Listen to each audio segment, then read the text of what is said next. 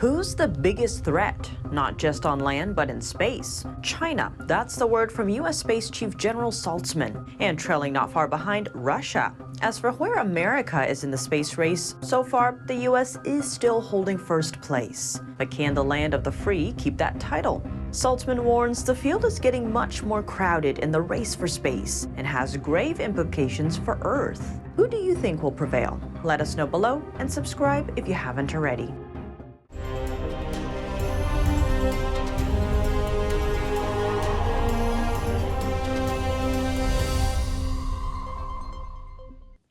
Welcome to China in Focus. I'm Tiffany Meyer. In the space race, China is the most challenging threat facing America.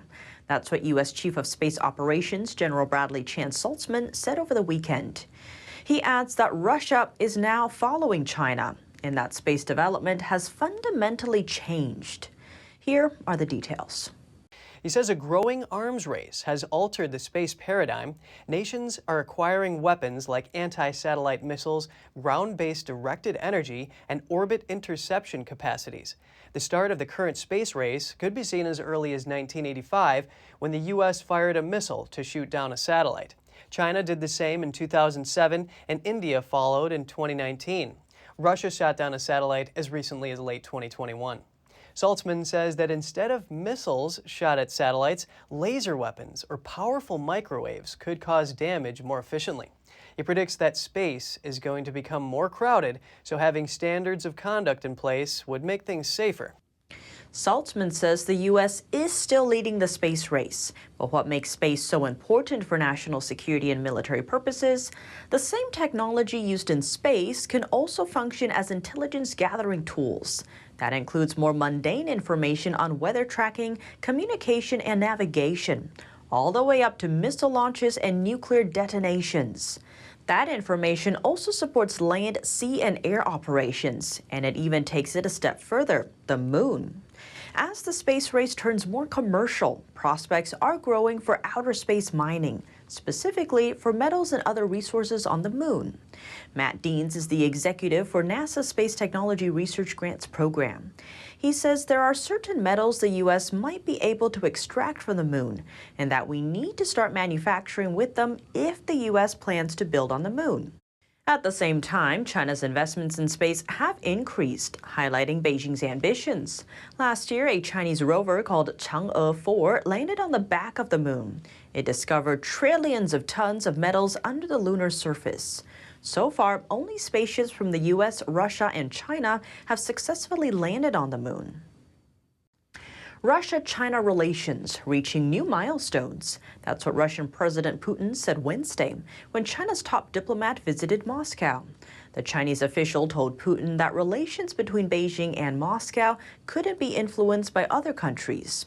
Other nations are closely watching the visit for signs that Beijing might offer stronger support to the Kremlin for its war in Ukraine. Here's more. Vladimir Putin on Wednesday welcomed China's top diplomat Wang Yi to the Kremlin. The Russian president hailed ties between the two countries and said that bilateral trade was better than expected. Russian-Chinese relations are developing just as we planned in previous years. Everything is moving forward, developing, and we are reaching new milestones. China is Russia's largest buyer of oil, one of the key sources of revenues for Moscow's state coffers. Putin told Wang that he was looking forward to a visit to Moscow by Chinese leader Xi Jinping. Wang told Putin that relations between the two countries had withstood the pressure from the volatile international situation and that crises offered certain opportunities. We would like to emphasize once again that the comprehensive strategic partnership between Russia and China has never been directed against a third party and is certainly not subject to interference and provocation by any third party. What's more, we will not be overwhelmed by coercion and pressure from third parties. Wang earlier met Russia's foreign minister Sergei Lavrov, saying that he looked forward to clinching new agreements during his visit to Moscow. There were no details on the agreements. Wang's visit comes after the U.S. expressed concerns in recent days that China could provide arms and ammunition to Russia. Beijing has denied providing military support to Russia. China has pointedly refused to criticize the invasion of Ukraine, while Russia in turn has staunchly supported China amid tensions with the US over Taiwan. A fever wave is plaguing schools in some of China's major cities. Classes have been called off, though authorities say no one involved has tested positive for COVID-19. They say the fever symptoms come from the flu instead, but some residents say otherwise. Let's take a closer look. According to Chinese media, some schools and kindergartens in Beijing, Shanghai, and other major cities have recently reported large numbers of fever-stricken students. Some students in Beijing were ordered to quarantine at home for 4 days, from Monday to Thursday. Other schools also suspended classes. Just last week, the Chinese Communist Party announced what it called a significant and decisive victory in its battle against COVID-19. But with school fever cases popping up, questions are emerging. Is it really just the flu, like authorities say? Or could it be another outbreak of the CCP virus which causes COVID-19? Anyway, right now, even when it was COVID-19, the authorities would still say it was the flu. They confused people. You can't tell what's really going on. Otherwise, they say you're spreading rumors and leaking state secrets. You can be accused of any crime.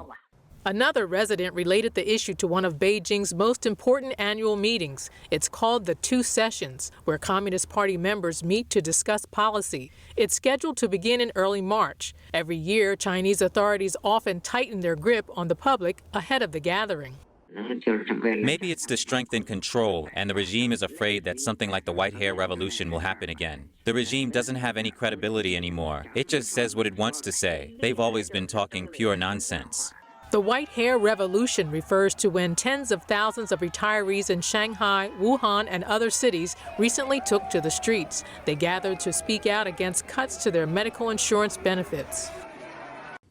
Now, to a legal dispute between a human rights activist and a Chinese embassy in the UK. The London police force has dropped an investigation into activist Drew Pavlo. He was accused of emailing a bomb threat to the Chinese embassy. Let's zoom in. A vocal critic of the Chinese Communist Party, the Australian was arrested last July as he was protesting outside the embassy in London. Pavlo was held for 23 hours by police who questioned him over an email which claimed he would blow up the embassy because of Beijing's repression of the Uyghurs. He denied the allegations and said he was framed by the Chinese regime. Police said he's now fully cleared of any wrongdoing. Campaigners say such fake email threats are part of a wider international repression by authoritarian regimes. Australia's spy chief says his country is facing an espionage threat like never before. Mike Burgess, head of the country's intelligence service, told the Australian Broadcasting Corporation that the agency cleared out a hive of spies in the past year. He added that journalists, military veterans, and members of the judiciary are prime targets of these activities. Burgess criticized former military personnel who have gone on to work for authoritarian regimes, saying they put cash before country. In one example, Burgess said an Australian senior journalist was lured to a foreign country on an all-expenses-paid study tour. During the trip, local officials approached him and obtained intelligence information about Australia. Months ago, Australian Defence Minister Richard Marles launched a related investigation. That's into claims that Beijing recruited former Australian pilots to train Chinese military staff. Armed with hypersonic missiles, a Russian frigate has arrived at South Africa. It's there for joint naval exercises with China and South Africa, scheduled for just before the first anniversary of the Ukraine war. What's more, the drills come alongside two U.S. leading military exercises in other parts of Africa. Here's the latest. This is Russia's flagship frigate, equipped with new generation hypersonic missiles, arriving in South Africa's Richards Bay for joint naval exercises. That's according to Russia's defense ministry, which released this footage on Wednesday. We don't have much. The ship, named the Admiral Gorshkov of the fleet of the Soviet Union, was arriving for the drills which include China and that South Africa calls routine. However, the exercises have fueled domestic criticism and fears they could endanger relations with Western partners. South Africa says it is neutral on the conflict in Ukraine. Last year, it abstained from voting on a UN resolution condemning Russia. The start of the exercises off South Africa's eastern coast coincides with the first anniversary of Russia's invasion of Ukraine, which Moscow calls a special military operation. It also follows Russian President Vladimir Putin's decision, announced on Tuesday, to suspend its last major nuclear arms control treaty with the United States. The Gorshkov warship carries the Zircon missiles, which have a range of 560 miles. They can travel at several times the speed of sound, making them difficult to defend against. Putin has described them as unstoppable. At the same time, the U.S. is leading a joint drill called the Justified Accord in East Africa. It's joined by more than 20 countries and aims to increase readiness for peacekeeping missions. Earlier this month, the U.S. and its allies also wrapped up the largest maritime exercise in Western and Central Africa.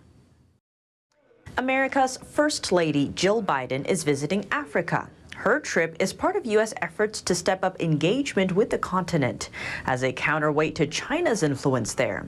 The First Lady departed for Namibia and Kenya on Tuesday. On her way, a reporter asked what it means for her to become the first member of the Biden administration to travel to Africa. Here's what she said. Well, it's exciting. I mean, I think this whole trip will be exciting, and we have a lot to accomplish. The First Lady will engage with youth and women's organizations during her 5-day visit. The Chinese Communist Party's investment in African infrastructure has surpassed Washington's in the past decade. That Chinese money often gets financed through debt. Over the years, African nations have owed China more than $120 billion. China has a history of leveraging these debts to take over certain infrastructure, like seaports.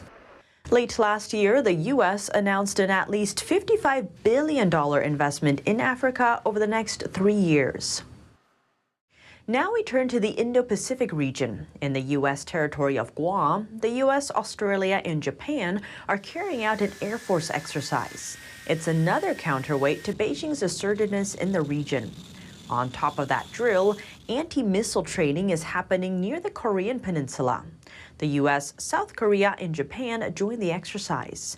It's being considered a response to North Korea's ballistic missile tests in recent days. Meanwhile, Beijing is speaking with its neighbor, Japan. Top diplomats from the two countries met in Tokyo on Wednesday. It marks their first formal security talks in 4 years. Chinese Vice Foreign Minister Sun Weidong told his Japanese counterpart that China was troubled by Japan's military buildup. He also criticized the nation for adopting, as he put it, a Cold War mentality. What's more, Sun labeled Japan's involvement in the Taiwan issue as negative. Japan replied by listing a number of its own concerns. The situation surrounding the Senkaku Islands in the East China Sea, the increased military activities by China in the vicinity of Japan, and cooperation with Russia, as well as the balloon-shaped flying objects that have been confirmed in our airspace in the past. Japan has its own interest in China's stance toward Taiwan. Japan's southernmost island is less than 100 miles from Taiwan and would likely be involved if Beijing chose to launch an attack on Taiwan. Japan is pushing a record military spending jump this year from 1% of its GDP to 2%. Radioactive materials from an underground nuclear test site. Officials say they may have polluted North Korea's groundwater. And now, citizens in 4 countries may be exposed to the danger. Here's more. Tens of thousands of North Koreans, South Koreans, Japanese, and Chinese could be exposed to radioactive materials. It may have spread through groundwater from an underground nuclear test site. According to the U.S. and South Korean governments, North Korea secretly conducted 6 tests of nuclear weapons at the Punggye-ri site between 2006 and 2017. Seoul-based human rights group, Transitional Justice Working Group, says radioactive materials could have spread across 8 cities and counties near the site. More than 1 million North Koreans live there, and the site's groundwater is used in everyday living, including drinking. The report also said that neighboring South Korea, China, and Japan might be at risk due to agricultural and fisheries products smuggled from the north. Many outside experts have raised concerns over potential health risks from contaminated water. However, North Korea rejected such concerns, saying there were no leaks of harmful materials following past nuclear tests. However, no evidence was provided. Seoul and Washington have said Pyongyang could be preparing for a 7th nuclear test. While the U.S. is working on decoupling from China, its biggest ally in Europe seems to be heading in the other direction. Germany's economic dependence on China has reached an unprecedented level. That's according to a study by the German Institute for Economic Research. The trend is evident in the doubling of its trade deficit with China in 2022, hitting an all-time high. Germany is home to the largest economy in Europe, and China has become its top trading partner. Amid warnings from Berlin to steer away from Beijing, the study's author cautioned that Germany is now moving in the wrong direction at a tremendous pace. German Finance Minister Christian Lindner shared a similar concern. He called the growing dependency a dangerous development, adding that there's an urgent need to rethink and switch to what he called value partners. The war in Ukraine has dented German trade with both Ukraine and Russia. But despite the trend, it's not China who's filling the gap. The nearly 30 countries in Central and Eastern Europe totaled 18% of Germany's total foreign trade last year. That's a larger share than China and the U.S. combined. That's all for today's China in Focus on YouTube. We're now sharing a shortened version of our program here after being demonetized for 2 years. Here's what to look out for in our second half. Is the race for electric vehicles driving us toward dependence on an adversarial power? Ford Motor Company's new plan to work with Chinese tech is bringing the issue home. We hear from Kelly Sloan, Senior Fellow in Energy and Environment at the Centennial Institute, on what this means for U.S. national security going forward. The full episode is available on our partner platform, Epoch TV. To sign up, click the link down below. Thanks for watching China in Focus. I'm Tiffany Meyer. See you tomorrow.